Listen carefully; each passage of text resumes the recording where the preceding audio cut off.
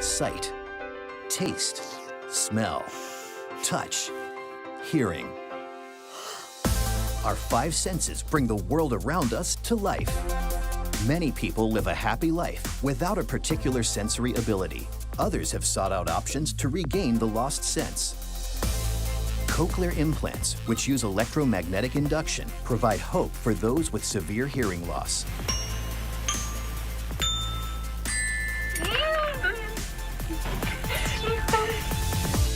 Cochlear implants use a small microphone placed externally just above the ear, which connects to a speech processor.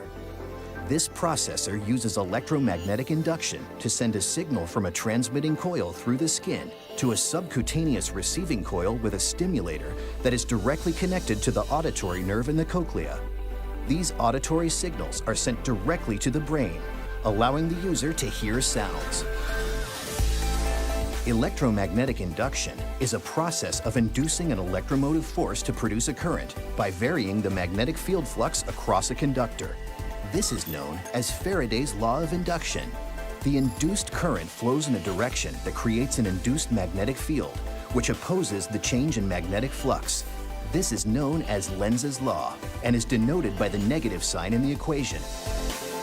New uses of electromagnetic induction to power other medical implants within the human body are just on the horizon, bringing renewed hope and, potentially, a more dynamic life. In this chapter, we discuss magnetic induction and the inductance of an inductor. Let's first define what is a magnetic flux. Let's recall how we define electric flux. Electric flux is given by electric field times area of the surface, cosine theta. Theta is the angle between norm vector of the surface and the electric field. The flux through the surface of a fixed area would have maximum value when the surface is perpendicular to the field, thus the norm vector and the electric field has angle 0. The flux is 0 when the surface is parallel to the field, so the angle between the norm vector of surface and the electric field is 90 degrees.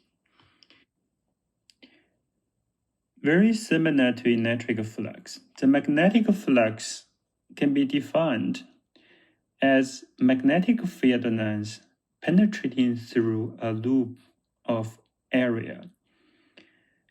In terms of equation, is given by B, magnetic field, A, area, cosine theta, and theta is the angle between magnetic field and the norm vector of the surface.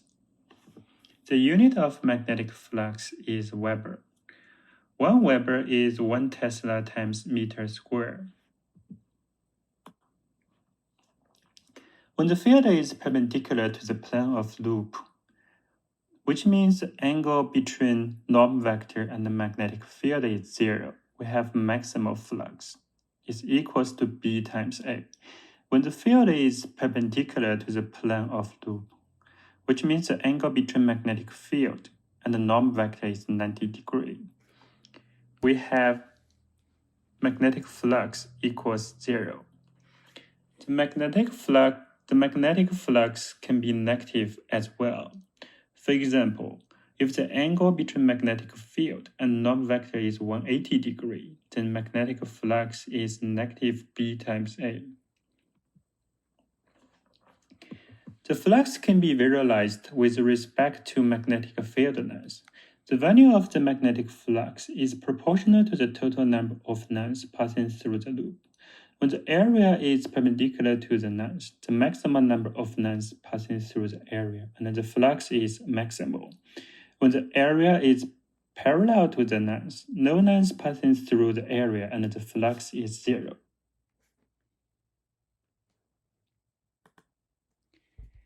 So this is a reminder how orientation of the surface related to the magnetic field or electric field give us different magnetic or electric flux.